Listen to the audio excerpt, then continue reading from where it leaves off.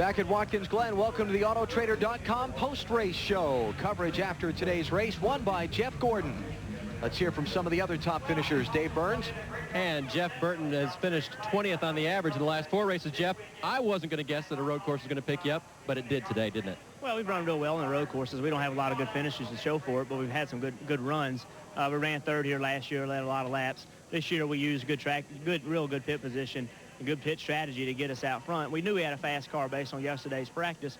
We thought if we could get in front of some of the guys, it'd be okay. And Frank did a great job of getting us in front of them. And Jeff was just a little bit stronger everywhere around the race course. But nonetheless, we had a great race. I gave him a good shot coming off the last corner. It didn't even budge him. So we gave him all we had. Just wasn't enough. Tell us about a few laps earlier when you were racing him up through the S's. Well, that was just good hard racing. He got in the corner a little bit too hard, so I was able to turn back under him and get beside him. We went up through the S's, and neither one of us had the groove we wanted, so we both went up there slow. And then he drove into the inner loop about 2 car lengths too deep, and I kind of let him go because I said he's not coming out. And he came out. He did a great job and bounced the ball off both curves and did a really nice job of keeping the guy in the car slowed down. He just drove it down, and then he just stopped. And he did a really nice job there, and that won the race for him. All right, Jeff Burton second today. He finished 8th earlier this year at Sears Point. He's becoming a road course ace. Matt? Dale Earnhardt Jr. finished a career best 12th at Watkins Glen.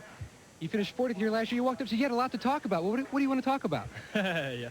Well, we had a good race. I mean, we did some pit strategy. My guys in the pit got us up in the front, and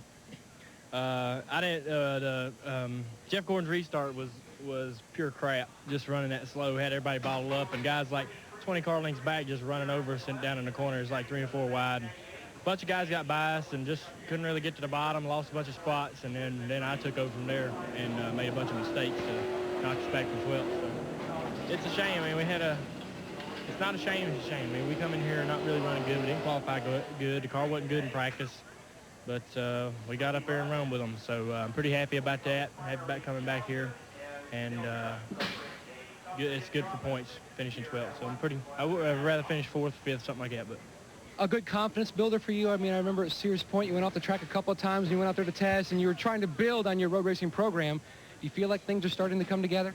You never know. I mean, you don't know what you got till you get here, and I think we really improved on the car since last practice, but we found a bunch of problems with the brakes and stuff. But let that last 15 laps or so frustrate the heck out of you, but it's real easy to do that. But we should be happy with the 12th after the way the car run all weekend. And Rusty and a bunch of guys had some trouble, so we gained on some guys in the points. Good points, Dave, for Dale Earnhardt Jr., Dave. And Matt, for Jeremy Mayfield, he broke a bad streak. That was 7 straight finishes out of the top 10. Jeremy, great job today. Tell us about racing those last few laps. Well, it's pretty wild. I'm just happy to be there. We've had some bad luck lately and haven't been running that good. And for this team, this Mobile One team, to come home here in top 5 on a road course, not only top 5 but 3rd, man, that's pretty cool. And I've been happy to finish top 10 today, or top 10 anyway, just to get a finish. But to come here and bring the Sony Vega Mobile One Ford home in top 3 is pretty awesome. Did you hit every corner, every shift? I hit every shift this time. Didn't tear nothing up, didn't break nothing, and man, that's what helped us down there. Had a great motor car. Crew did a great job on the pit stops. Peter made great calls, and down when we all stacked up down there, I just kept grabbing gears until everybody stopped and took off in first and beat them out of there. So pretty happy with that. All right, I guess he missed maybe 1 corner, guys, and that was all today for him. Great run for Jeremy. Let's go to Marty. One day, Ricky Rudd finished 4th, and an adventurous day for you, if nothing else. What was happening on those restarts and the one time with what you thought was a flat tire? Well, I guess the gumballs, marbles were sticking to the tires on the restart. I tried as hard as I could to clean them off, and it wasn't doing any good. I think plus our air pressure might have been a little different than a couple of the other guys, and you'd slow down like that, and we'd have low air pressure, and it'd take a couple laps to get going. But restarts, you get those guys late in the race trying to go for the win, driving into turn 1, and they were just having a hard time getting stopped, and they run over top of everybody, and that really took us out of the equation to try to even factor in for a win. I think we had a 3rd place car. We ended up 4th. That's about all we had today. Take us through the one time when Boris had pushed you up the racetrack going into 1 when you guys were 4 wide. Well, he pushed me. Hell, he went over top of it. What are you talking about? I was just trying to do everything I could to keep him wrecking and gather it back up, and off we went. But it's kind of disappointing to have that happen to you real late in the race. You don't have enough time to make it back up. But he recovers from the disappointing finish in Indy and finishes 4th here at Watkins Glen. To Matt Yoakum. Last year in post-race, Steve Parks celebrated a victory by standing in your car. You almost have that same smile if your 10th place finish starting 37, Steve. Oh, we were terrible. Just a great race team. I mean, we've just been going through so much adversity the whole time that, you know, just to get a top 10 finish we were ecstatic about. And we just did it with pure patience. We did what the late, great Dale Earnhardt taught me to do, and that's stay on course, don't get in the gravel pit, don't wear your brakes out, and don't break your transmission. That's all we can do today. How big of a confidence booster is it for this team? Because you guys have been up and down over the past 6 or 7 weeks. Well, really, the last 4 weeks in a row, we've had solid top 10 runs. So, you know, it's been a turnaround for us. We struggled the 5 weeks before that.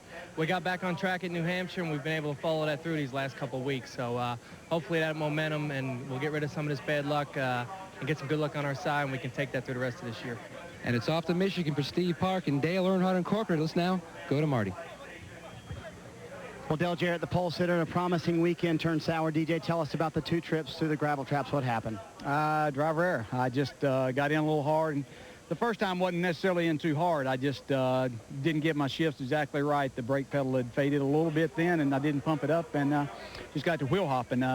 Second time, I was trying to outbrake Mark in there, and I thought that he knew I was there, but I got it to wheel hop and got in the side of him. So just my fault. I had a great race car, and obviously didn't know what to do with it, but it was fun driving it. This is a bad time, honestly, for your team to have bad luck, DJ. Yeah, you know, you could call it bad luck, but you can't call that bad luck. That's just an error on my part, and that's the kind of things you can't do if you're going to win championships and give yourself a chance at it. So, you know, this was my fault. We chalked this up to me. My guys did everything they could do to give us a car capable of running up front, and just didn't make that happen today. 41st, 12th, and 31st in the last 3 races for DJ. Now 265 points behind in 3rd.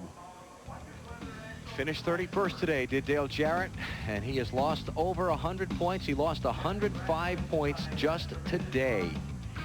Ricky Rudd was 179 back. He lost some more ground to Jeff Gordon, too, with 14 races to go. And welcome back to Watkins Glen, where the celebration continues in Victory Lane. Jeff Gordon with a road course win. He won 6 straight road course races earlier in his career, but he's back in Victory Lane today. As for Rusty Wallace, a 43rd place finish today at Watkins Glen. At Loudon a couple of weeks ago, 43rd. Then 43rd here. Troubles throughout the season. 43rd at Las Vegas earlier this year and 41st at Michigan.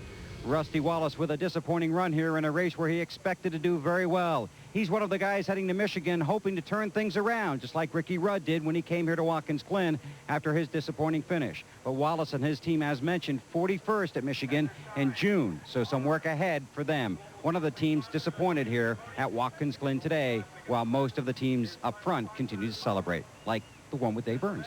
And that would be Todd Bodine. This is his best finish in 7 Watkins Glen starts. Todd, some guys benefited from stacking up in those cautions in the end. How about you? Not us. We needed the greens. Our car was really fast all day. The Kmart Blue Light Special. When we get an open track, we were actually faster than the leader most of the day, and I didn't need those cautions. I took a couple laps for my car to get going, and plus it bottled everything up. I needed this open track to work on the guys, but it was a great run. We finally... the performance on the track, we got the finish it deserved, and we haven't been doing that. The car's been great every week. Just something has bit us, and we haven't got the finishes we deserve, but today we did, and the guys did a great job. It was a brand new car, and we finally did it all day long like we got to do. We've got this qualifying down. Now we just got to get the racing down. We finally got it today. Great 5th place finish for this local boy. We're not far from Chemung, New York, where Todd grew up. Matt? Kevin Harvick finishes 7th, soldiering home. A good points day, but first off, describe your day. I mean, we had a really fun day in a good-range car. We ran up front all day long and run 3rd or 4th, and then the driver took over and burned the brakes up. Oh, come on now. Racing with Ricky Rudd there, but good day for us in the points, and the guys have worked extremely hard this weekend. They had to use those snap-on tools this weekend. We broke a motor right off the bat, so good weekend. Everybody worked hard. Kevin Harvick always says he doesn't think about the bigger picture, but the bigger picture looks like unofficially he's climbed 2 spots to 7th in the standings. Marty?